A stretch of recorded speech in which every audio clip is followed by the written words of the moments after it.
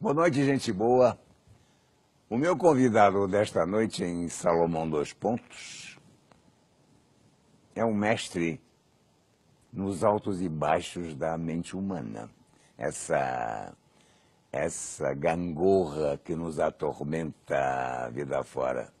Mas uma de suas especialidades como psicólogo clínico e doutor em comportamento pode produzir uma reviravolta na vida de muitos pacientes, a superação do chamado estresse traumático.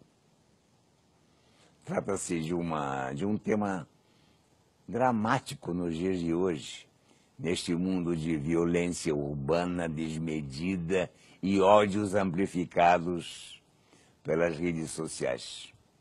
Com pós-doutorado no Centro para a Espiritualidade e a Mente da Universidade da Pensilvânia, assim não é, Júlio? Isso. Ele é autor do livro Trauma e Superação. Trauma e Superação, o que a psicologia e a neurociência e a espiritualidade ensinam, pela editora Roca. Atualmente ele concilia sua atividade clínica com o desenvolvimento de pesquisas científicas sobre resiliência, espiritualidade, reencarnação e os respectivos impactos de tudo isso na saúde física e mental. É com prazer que eu dou início à nossa sessão cabeça com o doutor Júlio Pérez. Boa noite, doutor Júlio, vou chamar você de Júlio. À vontade, Júlio Pérez, boa noite. Muito boa noite. Júlio, explica pra gente, não no tempo de que você tem como mestre, mas no tempo de televisão. Pois não. O que é estresse? Estresse é uma resposta adaptativa e que nos permite viver no entorno que nós estamos. O estresse muitas vezes é confundido como algo ruim para a saúde, mas não é. Originalmente, Salomão, o estresse foi estudado como simplesmente uma resposta que nos permite a adaptação no mundo em que vivemos. Simplesmente. Uma das palavras da moda no mundo psicológico e da psicanálise também é resiliência, que vem a ser o quê? Uma capacidade do ser humano em resistir aos estresses. Isso é possível? Certamente. Para onde nós vamos indo assim, Júlio Pérez? Então, veja só, a resiliência é a capacidade justamente do indivíduo superar situações demasiadamente estressoras. Observe, o estresse é adaptativo, mas quando o sistema sobrecarrega, a partir, por exemplo, de um trauma, de um evento estressor muito importante... Morte de alguém. Por exemplo, a perda de morte entes de um queridos. parente. Sim. Sim. Acidentes, enfermidades. Sim. E é bom que se lembre, Salomão, os estudos populacionais dizem que a maioria de nós passou ou passará por situações traumáticas. Então, muitas pessoas superam, por meio da resiliência, os traumas psicológicos, os estresses demasiados de eventos que podem ocorrer, né, com tantas e tantas pessoas. Mas a resiliência pode provocar um estresse. Pode desencadear um estresse, A resiliência envolve a superação de um evento estressor difícil, mais pesado, né, como um trauma psicológico, Sim. e a capacidade do indivíduo de tornar esse evento um aliado a um significado maior para a existência, né? A possibilidade de transformar esse evento num grande aprendizado e que favoreça a melhor qualidade de vida desses indivíduos. Tem uma literatura muito bonita e a prática clínica mostra o que a gente chama de crescimento pós-traumático. Sim. diretamente relacionado com a resiliência, né? Agora, nesse livro que você fez, que é o Trauma e Superação, o que a psicologia, neurociência e espiritualidade ensinam, Sim. você diz também, e depois falamos nisso rapidamente sempre, na nossa linguagem de televisão, sobre medo e coragem. Mas antes você me diz, essa experiência traumática pode levar a uma vida melhor? Sim. Por vezes, Salomão, o trauma é um chacoalhão na vida. E existem 5 aprendizados pós-traumáticos que constroem uma qualidade relativamente superior à que o indivíduo tinha antes do trauma acontecer. São eles: primeiro, novos objetivos de vida. Segundo, apreciação do núcleo familiar, do relacionamento com a família e com colegas, com o entorno. Terceiro, a melhor qualidade de momentos singelos, como tomar um banho, apreciar uma refeição ou simplesmente caminhar. Quarto, veja que interessante, por isso o meu livro conta também com a espiritualidade, um aumento da espiritualidade desse indivíduo, que tem uma relação direta com a busca de um significado maior para a existência.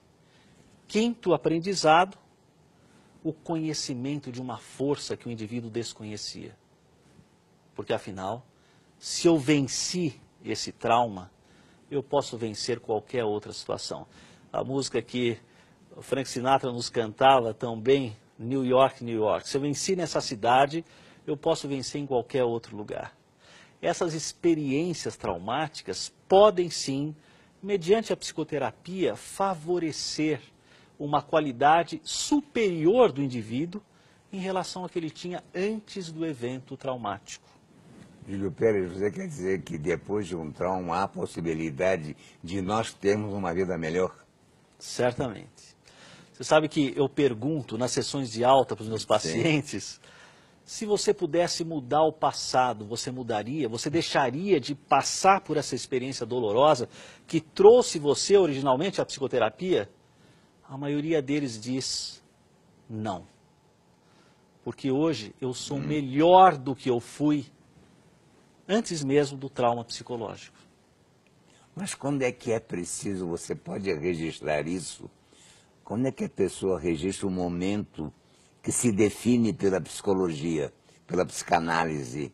Ele sente essa necessidade de ir de encontro ao médico? Quando a limitação no dia a dia, por exemplo, a qualidade de vida dessa pessoa deteriora a tal ponto que o indivíduo se sente sem saída. Quer dizer, a qualidade dos relacionamentos interpessoais, familiares, ou a impossibilidade mesmo de trabalhar por uma crise de pânico, né?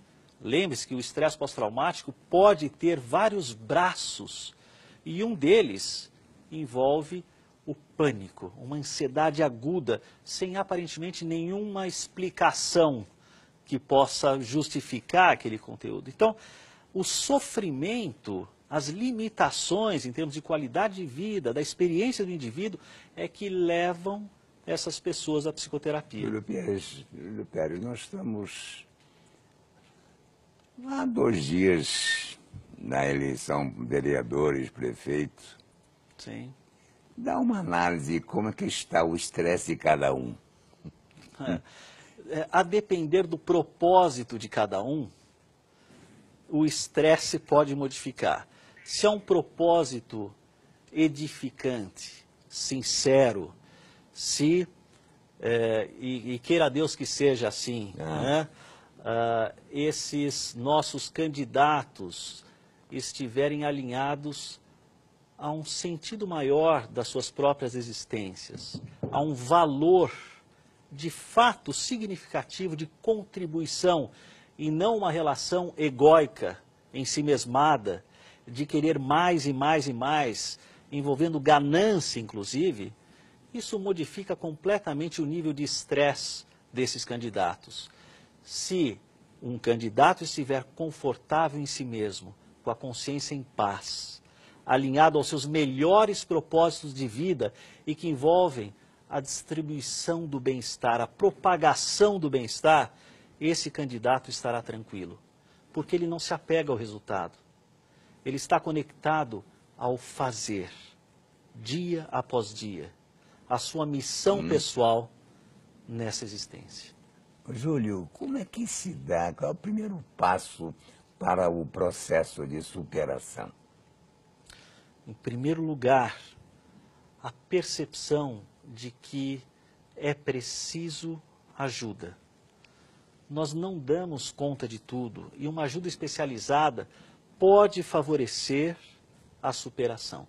Quando a pessoa busca a psicoterapia, Salomão, já é um passo muito importante, porque ele se coloca em disponibilidade para ser ajudado, ao invés de estar num lugar de onipotência, amplificando o sofrimento, como se ele não precisasse absolutamente de ajuda. Reconhecer que a ajuda é necessária é o primeiro passo. Segundo, entender o que aconteceu no evento traumático, significar o evento para depois ressignificar. Na prática, o que é isso? O trauma deixa uma ausência de sentido, de significado para aquela ocorrência. Tem a ver com o imponderável, algo caótico, que me pega de surpresa, diretamente relacionado com o efeito surpresa. À medida que o indivíduo fala sobre o que aconteceu, ele pode significar esse evento doloroso, para num segundo momento ressignificar, criando aliança de aprendizado com o que aconteceu. E isso os nossos estudos em neuroimagem têm mostrado. Num primeiro momento, a expressão narrativa do trauma está lá embaixo, mas as expressões sensoriais, emocionais estão lá em cima. Após a psicoterapia, o córtex pré-frontal está mais ativado, a estrutura narrativa muito melhor e as expressões emocionais e sensoriais atenuadas. Mas, ô, Júlio Pérez, há pessoas que se negam a falar com um psicólogo clínico, há pessoas que se negam a dizer qualquer coisa. O tratamento aí é muito mais complexo. A pessoa que guarda o silêncio tende a permanecer traumatizada. Né? Por exemplo, colegas, o Van der Kolk, que é um holandês que trabalha com estudos e investigações a respeito de trauma, observou que pessoas que silenciaram após as situações traumáticas mantiveram pesadelos pós-traumáticos por 15 anos, tal como a réplica do trauma. No entanto, as pessoas que conseguem falar a respeito, né, significar e em seguida ressignificar, como eu disse há pouco, elas modificam essas memórias. Nós reinterpretamos o que aconteceu a cada vez que nós contamos uma história. Para todos que sofreram, por exemplo, um evento traumático ou doloroso, por exemplo, um assalto. A primeira vez que você conta a respeito de um assalto, as valências emocionais estão muito fortes ainda, né? Quer dizer, a narrativa é truncada, você perde começo, meio e fim. Mas à medida que você vai contando e recontando essa história, você vai editando essa mesma história e as valências emocionais vão perdendo força. Portanto, falar, contar e recontar a história é absolutamente essencial.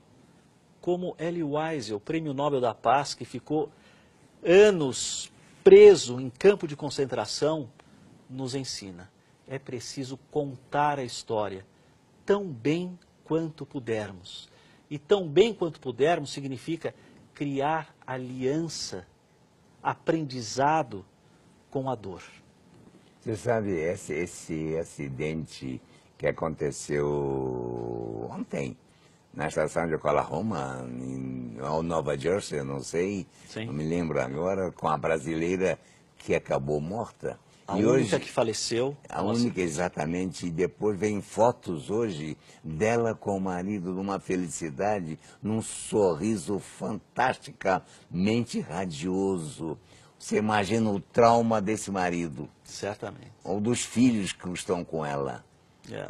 É de alto impacto. A perda de entes queridos figura entre as dores mais avassaladoras que a gente possa conhecer. Júlio, e o que eu já vi aqui no Trauma e Superação, o diálogo entre o medo e a coragem.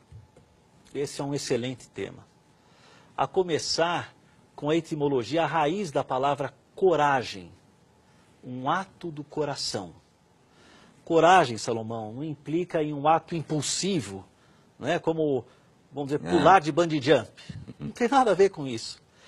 A coragem envolve um sentido para aquele comportamento. O medo não precisa inexistir para que haja coragem. Ao contrário, um sujeito que emite comportamentos corajosos tem medo. No entanto, o sentido maior para aquele comportamento... Essa é a gostei da frase. A pessoa que tem atitudes heróicas tem medo também. Tem. O medo coexiste com atitudes corajosas. Né? Sim. O indivíduo corajoso não é aquele que não tem medo. Ao contrário. É aquele que tem medo, no entanto, que traz um sentido maior para aquele comportamento. E por isso, a coragem, nesse sentido, supera o medo. Agora, nós estamos atravessando aqui no Brasil um dos maiores índices de desemprego que nós já vivemos. O ato do desemprego, de viver essa necessidade de ter um emprego, não é também um trauma? Certamente. A perda da estabilidade, né? Quando existe uma vida que está nos trilhos, numa rotina, e repentinamente essa rotina é quebrada. É um momento difícil de adaptação, de readaptação. No entanto, é fundamental que essas pessoas hoje, que atravessam essas dificuldades, não percam a esperança, continuem em movimento, porque o movimento é que trará as melhores possibilidades de superação. Muitos deprimem, se encolhem, e essa dor amplifica de maneira significativa. Então, fica o nosso recado aqui. Não percam a esperança, continuem em movimento. A semeadura contínua em território, às vezes, áridos, outras vezes, férteis, frutíferos. Mantenham a semeadura. Esse é o ponto fundamental. No seu receituário não tem espiritualidade? A espiritualidade é respeitada hoje com muita tranquilidade no âmbito da psicoterapia. Há uns 20 anos, Salomão, não podia se falar entre médicos, pacientes, sobre o tema religiosidade e espiritualidade. No entanto, muitos estudos mostraram o impacto da espiritualidade, da religiosidade na saúde das pessoas. Na maioria das vezes, a religiosidade favorece a melhor qualidade de vida.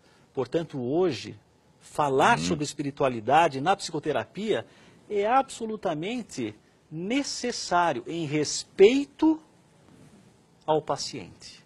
Júlio Pérez, a felicidade plena existe? Existe até quanto?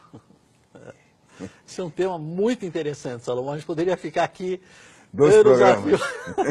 Ou 3. O fato é que as neurociências, como eu gosto bastante de neurociências, estudo, é uma das minhas linhas de pesquisa, o que a gente observa? São vários os tipos de afetos positivos. A gente tem um tipo de afeto positivo como uma surpresa agradável, né? Por exemplo, quando você me ligou, poxa, que legal, que gostoso falar com o Salomão, ou tomar um banho gostoso, fazer uma atividade física. Mas os afetos positivos mais consistentes envolvem um estilo de vida.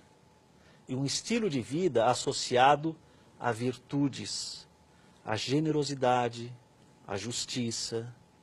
E justamente esse movimento saudável, que tem relação direta com esse estilo de vida feliz, configura por mais e mais tempo a consistência do bem-estar. Então, existe felicidade? Existe, mas não depende do entorno, depende do seu estilo de vida pessoal. E esse estilo associado a virtudes e ao caráter. E por coincidência, o que não é uma coincidência, um dos aprendizados relacionados ao crescimento pós-traumático justamente se relaciona com o fortalecimento das virtudes. E é para isso que a gente está aqui, Salomão. Mas tem um plano onde termina a felicidade, onde ela recomeça, ou nunca vai surgir isso para a pessoa que a procura há tanto tempo?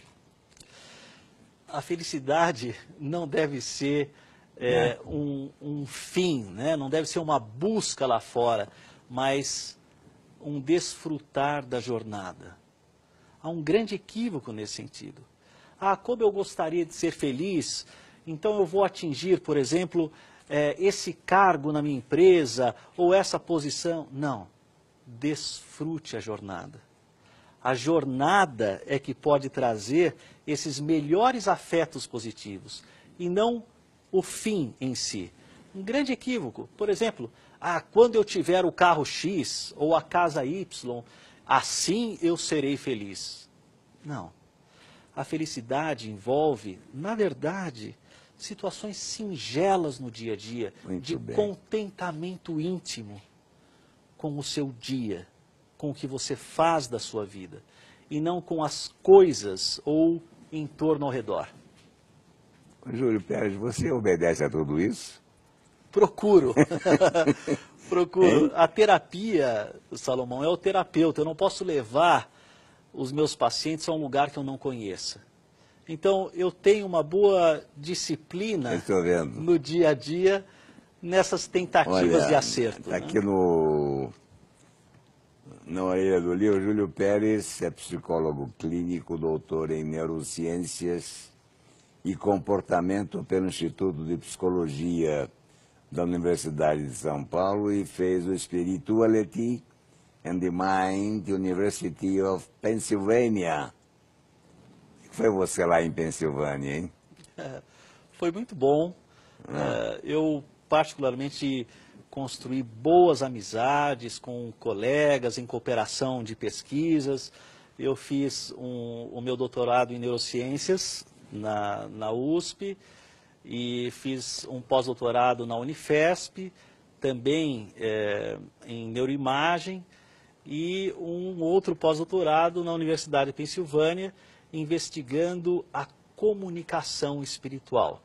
Nós avaliamos as neuroimagens de psicógrafos que escreviam mensagens espirituais e comparamos essa condição com a escrita sem o transe mediúnico. O que me deu muito prazer, muita alegria em investigar. Publicamos esse estudo em 2012, num periódico interessante chamado PLOS ONE, e repercutiu muito na comunidade científica. Por quê? Pela primeira vez, um estudo a respeito da comunicação espiritual em termos neurocientíficos foi conduzido, o que torna legítima a investigação a respeito de algo que eu considero absolutamente natural aos seres humanos: a sensibilidade mediúnica, a energia, a espiritualidade. Todos nós temos essa sensibilidade. Grau 10. Tá aprovado aqui na Universidade da Band. Muito obrigado. Muito obrigado, hein, Júlio Uma Pérez. grande alegria, Valeu. Salomão. Eu que Valeu agradeço. muito. Sempre que eu falo em espiritualidade, me emociono. Gosto de viver assim. Gosto de viver em paz comigo mesmo. Mas eu diria a vocês, fiquem juntos, estejamos juntos. Atravessamos o ano de 5.777, onde se dá um doce, um pedaço de bolo. Que a vida seja doce, como esse bolo, como tudo aquilo que desejamos a você. Sejamos felizes, pelo amor de Deus, sejamos felizes.